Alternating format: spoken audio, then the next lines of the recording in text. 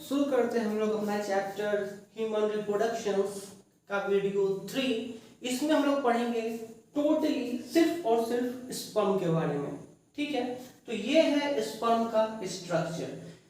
मैंने पहले से ही बता दिया ताकि टाइम वेस्ट ना हो। अब हम लोग इसको पढ़ेंगे। ये स्पर्म का सबसे एंटीरियर पार्ट है, सबसे आगे वाला पार्ट, जिसको हम लोग बोलते हैं हेड।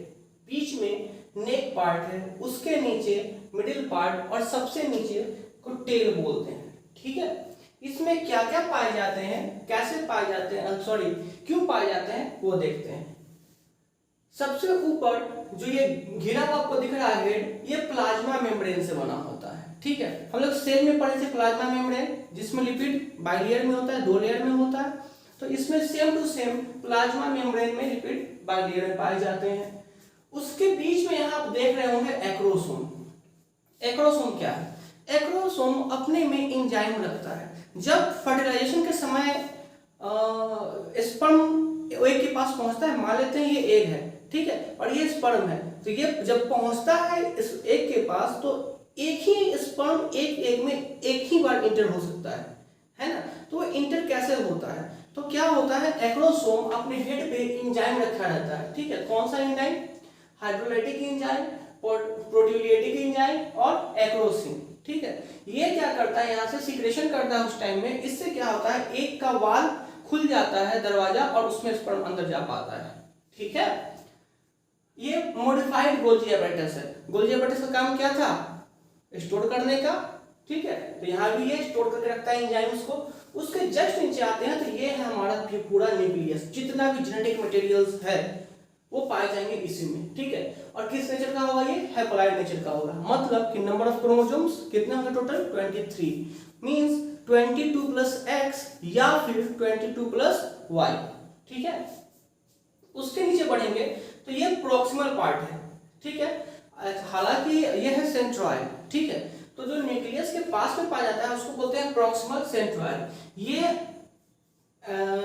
स्टार्टिंग में यूज नहीं होता है, ये फर्टिलाइजेशन के बाद जब उसमें किसमें जाइगोट में डिवीजन शुरू होता है, first division of fertilization is called cleavage.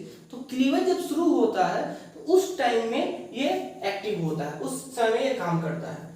दूसरा है डिस्टल सेंट्रॉइड। डिस्टल सेंट्रॉइड से एक्सियल इसका जुड़ा होता है। ठीक है, एक्सियल फिलामेंट, हम लोग का बैकबोन कैसे जुड़ा हुआ है, इसी पे हम लोग खड़े हैं, टिके हैं, सब कुछ उसी तरह ये पूरा स्पर्म एक एक्सियल पे टिका होता है। ठीक है, वो किससे जुड़ा हुआ है? डिस्टल सेंट्रॉइड से। उसके नीचे आते हैं मिडिल पार्ट में, जहां पे पाया जाता है माइटोकॉन्ड्रिया। और माइटोकॉन्ड्रिया का नाम सुनते ही powerhouse of the cell मेरे दिमाग में ना आए, ऐसा तो पॉसिबल ही नहीं। ठीक है, तो माइटोकॉन्ड्रिया, तो ये माइटोकॉन्ड्रिया का काम क्या है? एनर्जी, सिर्फ और सिर्फ एनर्जी स्टोर करने का काम है, एनर्जी देने का काम है। तो ये एनर्जी देता है, एनर्जी जनरेट करता है किसके फॉर्म में?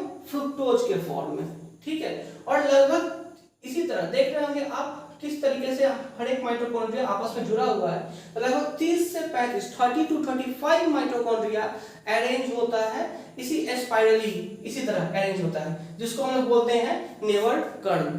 ठीक है, अब नीचे बात करते हैं एक्सियल फिलामेंट का। एक्सियल फिलामेंट ही प्रोवाइड कराता है विप्लेस मूवमेंट। विप्लेस जैसे सांप चलता है इस तरीके से। ठीक है, अगर इस तरीके देखें तो इस तरीके से, ठीक है, मूवमेंट करता है, जिसको बोलते हैं विप्लेस मूवमेंट। एक्सियल फिलामेंट ही ये काम करा पाता है। और जाहिर सी बात है कि ये एक्सियल फिलामेंट है सेल का फ्लैजिला वाला पार्ट है। क्या है? फ्लैजिला। हम लोग पढ़े सेल में मूवमेंट कराता है कौन? सिलिया और फ्लैजिला। लेकिन सिलिया तो नहीं, लेकिन फ्लैजिला मोटाइल नेचर गेन करवाता है। ठीक है, तो ये क्या, कौन सा पार्ट है? फ्लैजिला पार्ट है। और हम लोग जानते हैं ये स्पर्म पूरा क्या है? एक single cell, single sex cell. ठीक है, अब क्या करते हैं हम लोग, इसको मिटाते हैं और फिर कुछ बातें सेल के बारे में जानते हैं, कोशिश करते हैं जानने की। जैसे कि सेल का जो फॉर्मेशन होता है, तो सारे सेल हेल्दी नहीं होते हैं, सारे सेल सही नहीं होते हैं। मान लेते हैं ये 100% सेल बनने वाला है, तो इस 100 में से मात्र और मात्र 60% ही मोटाइल नेचर गेन कर पाते हैं। कहने का मतलब एक अच्छा हेल्दी साइज गेन कर पाते हैं।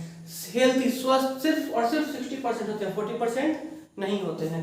और फिर इस 60 का 40% विगरस नेचर के होते हैं, मतलब कि उनमें मोटिलिटी ज्यादा होता है, वो ज्यादा स्पीड से भाग पाते हैं, बाकी नहीं। तो 60 का 40%, ना कि 100 का 40%। बच्चे कंफ्यूज यही हो जाते हैं, उनमें कंफ्यूजन क्रिएट यहीं पे हो जाता है। तो ये बात ध्यान रखिएगा, 60 का सिर्फ 40%, 60 का 40% मतलब कितना, 24 स्पर्म। अगर मान लेते हैं 100 स्पर्म है, तो 100 में से मान लेते हैं 100 स्पर्म है, तो 100 में से सिर्फ और सिर्फ 60 स्पर्म मोटिलिटी सॉरी हेल्दी होगा, ठीक है, इसका शेप और साइज हेल्दी होगा। बाकी इस 60 का 40%, इस 60 का 40% मतलब कि 24 स्पर्म क्या गेन कर लेगा, हेवी मोटिलिटी, विगरस मोटिलिटी, बहुत स्पीड में भागेगा।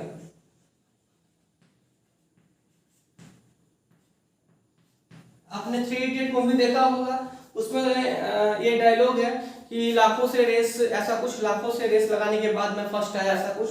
तो वही होता है, रेस हो रहा है यहाँ पे कितने में, 24 में। जो एक पहुंचेगा एक के पास, फर्टाइल कर पाएगा, वही रेस जीतेगा और बच्चे वही बनेंगे, ठीक है। तो ये है स्पर्म के बारे में। अब स्पर्म में बहुत कुछ मिलते हैं, बनते हैं सीमन, ठीक है। तो वो हम लोग अभी नहीं पढ़ेंगे, हम लोग ग्लैंड पढ़ेंगे, ग्लैंड से क्या फ्लूइड निकलता है उसके बारे में पढ़ेंगे, फिर सब कुछ पढ़ेंगे, फिर लास्ट में बताएंगे सीमन कहाँ से कैसे बना, ठीक है।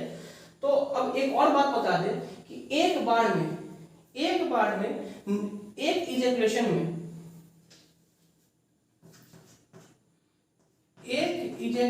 में नंबर ऑफ स्पर्म कितना होगा,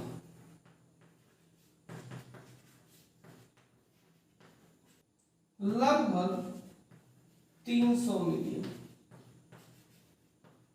मतलब कि एक बार के इजैकुलेशन किसका होता है, सीमन का होता है। सीमन कैसे बनता है, उसमें क्या क्या मिले होते हैं, वो सब हम लोग पढ़ेंगे इसके बाद। तो तब तक के लिए हम इसको यहीं रखते हैं, स्पर्म यहीं रखते हैं। कल की क्लास में हम लोग पढ़ेंगे ट्रांसपोर्टेशन ऑफ स्पर्म। तब तक के लिए धन्यवाद।